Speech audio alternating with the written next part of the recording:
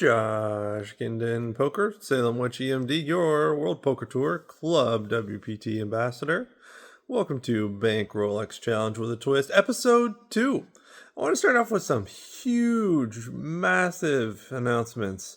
You heard it here first. We've got not one, but two ways to win $1,100, $1,100 seats to the World Poker Tour December Prime Championship, held at the beautiful Wynn Encore property in Las Vegas. The first way to win an $1,100 Prime Championship seat, if we beat this challenge in 16 episodes, sessions, or fewer, we're giving away a Prime seat. You must be subscribed for this. The second way to win a $1,100 Prime Championship seat, which last year, first place was over $1 million. We had several people from the Stream Team family run quite deep. Anyways, if we get to 1,000 subscribers before the start of the World Poker Tour Prime Championship in December, we'll be giving away a $1,100 seat. Good luck, everyone. Let's spin up this channel, and let's spin it up. We got a couple of players from the Stream Team family who said they're going to run deep, make the final table. One claimed he's going to win the entire tournament, so let's make it happen. So far, we've given away 7 tournament seats to live World Poker Tour multi-table tournaments for the December championship at the Wynn. We want to keep this going. There will be more giveaways. At Josh Guindon Poker, there will be more giveaways. There will always be giveaways. This is something I feel very strongly about, giving back. Such a great community. I want to promote live poker. What a better way than to give away seats for tournaments? We're also focused on strategy and entertainment. Speaking of which, let's get to the hand histories. We've got an insane session, jam-packed entertainment strategy, highlighting strategies that have allowed me to go on what the World Poker Tour is calling the Sun Run. All right, without further ado, here are the hand histories. Let's jump into some hand histories. We've got a wild one here. Insane action, huge swings, monster hands. So the first interesting hand is the Ace of Hearts, 5 of Clubs. We look down at it. When it's folded to us on the button, we like to make it $20 pre-flop. And the big blind calls, $42 going to the flop. The flop is an interesting one. King of Diamonds, Jack of Hearts, 9 of Diamonds. It's checked over to us. We've got the range and the nut advantage, so we like to make $25 continuation bet. However, the big blind now raised to $75. We've got no made hand and no draws. We're just getting settled in. No sense to make a suicide bluff. We like to let this one go and we fold. Now to the second interesting hand, we look down at Ace of Spades, Jack of Hearts from the hijack, folds to us, and we make it $20. The cutoff and the button and the big blind come along, so we've got $82 going to a multiway flop. The flop is Queen 10-5 Rainbow. We like to check. The button bets 35 and we call. Now we've got $152 going to the turn. We do have a draw to the nuts, and we're extremely deep, hence the call. So now $152 at the turn, which is a 6 of Hearts. We like to check. The player bets $75. We call. Now there's $302 in the pot going to the river, which is the 10 of Spades. We check. They show top pair with Queen 3 of Spades. This is a small to medium one. Looking back, I don't love how I played this hand. You know, we had decent position. We have a good draw to Broadway. We have the initiative. On the flop, I believe this plays better as a flop bet, continuation bet. As played, the turn bet by the button player, it's much better if we fold this one, given that we're out of position and really lack the initiative.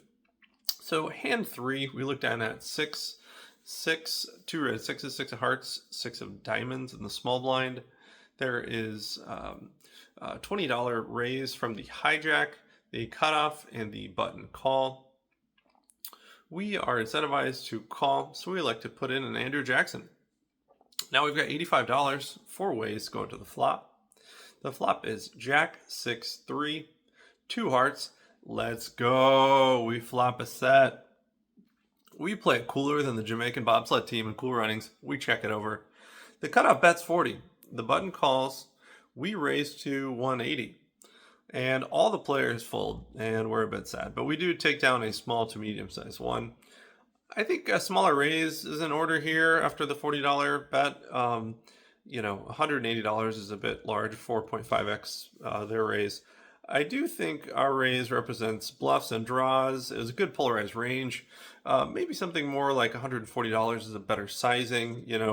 With this raise size, we were targeting lesser value hands like different jacks. And we're also targeting some flush draws. We potentially scare out some marginal flush draws and weaker jacks, think queen jack offsuit with this size. I do like a raise here out of position, multi-way with a decently coordinated board. Anyways, we take down a decent one. And so now we look down at hand number 4. We have Jack 8 offsuit from the big blind, the hijack cutoff, limp, the button limps, the small blind limps, and I limp. So now there's 5 ways. There's $25 in the pot going to the flop. The flop is Queen 9-6 rainbow. So we've got a gut shot draw here. Checks over to the hijack, who makes it 10, and I'm the only caller, so $45 in the pot going to the turn, which is the 10 of spades. Let's go. We bank a straight here. So we check, player bets 50, and we check raise to 150, and the player folds. So we take down another small to medium size one. Hand number 5, it is limped over, and the cutoff limps, and we make it $25 on the button with ace of spades, jack of diamonds. So there is $57 in the pot going to the flop, which is a 10-9-5 rainbow. It checks over to us. We see bet 25 and the player folds. So we take down a small one. Hand number 6, there is an under the gun limp. The button makes it $45. We look down at 7-6 of clubs, suited clubs. 7-6 suited is one of my favorite hands to play. It can make so many hands. It kind of unblocks the other player's ranges. So for $45, 7-6 of clubs from the small blind, we like to call. Also the big blind calls and the under the gun limper calls. So now there's $180. 4 ways to the flop, which is 7-4-4. One mistake players make often, you flop top pair here, like a hand like 7-6 spades or 7-6 of clubs, 8-9 spades, these sort of hands. What you're really looking to do is flop hands like trips, 2-pair, straights, flushes, open-ended straights, this sort of thing. So don't get confused when you do flop top pair, but realize this is not the real value of the hand. You can still navigate and play to some degree, but just realize the hand for what it's worth. So anyway, so the flop is 7-4-4, 2 spades and a club. It all checks over to the button, who makes the bet of 85 into 180. I like to call. The big blind calls and the under the gun player calls. So now we are going 4 ways to the turn with $520 in the pot. The turn is the queen of clubs. Big blind player bets 250.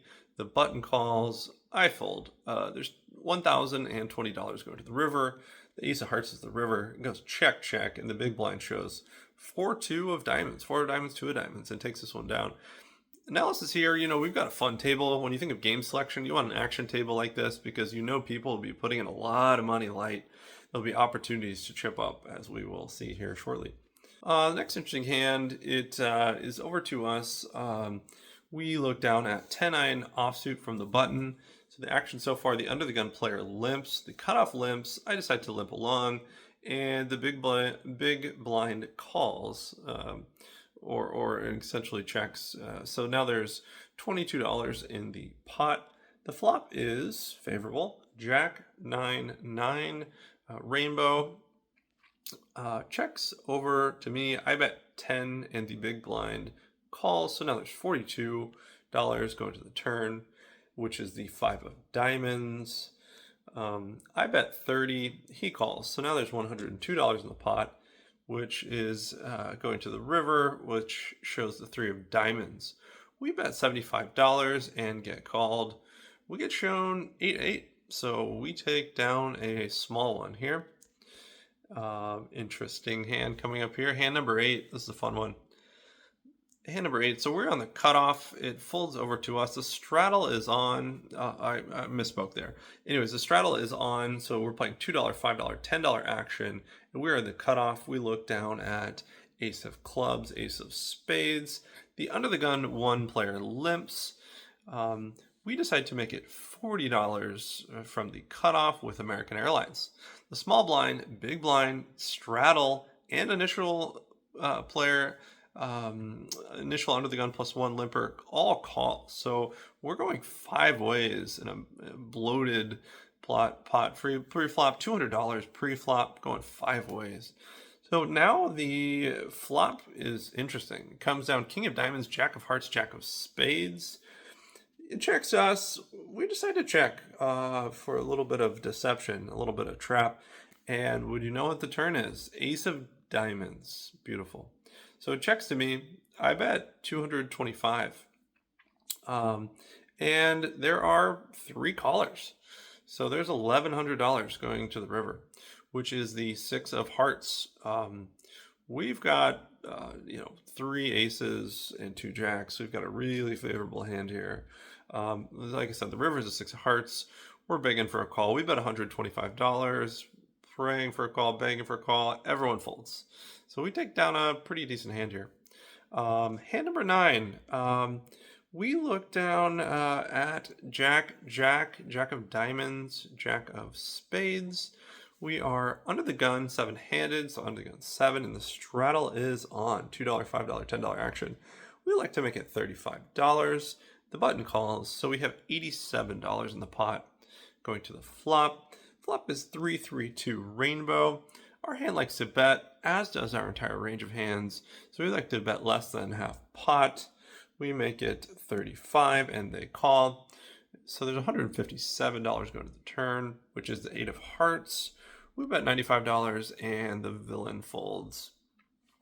So off to hand number 10. This is a fun one. Big pot alert. This is one of the most memorable hands I've played. Huge hand. The session had kind of been going up and down. We were up a little bit. We kind of came out of a hole, and we had pretty good momentum kind of coming out of a hole, and it had a pretty good read on the table. We had a pretty tough table. This hand involves multiple players, one of whom is a younger, overall middle-aged, but younger Asian female who we've seen around the casino a lot. We surmise that she probably plays, if not full-time, she's definitely a winning player, not just a barely winning player. She's a very good player, advanced. She doesn't do it full-time. She tells us that she's got another day job. But we see, every time we're there, we kind of seem to see her there, and she's always playing. She's got an interesting playing style that I think we've got a pretty good read on. So anyway, so let's get into this hand. This is a massive one, family. This one is good for the challenge. So anyway, so let's see what we've got here. We've got red cowboys in the small blind, King of Hearts, King of Diamonds. The under the gun player limps, the cutoff limps.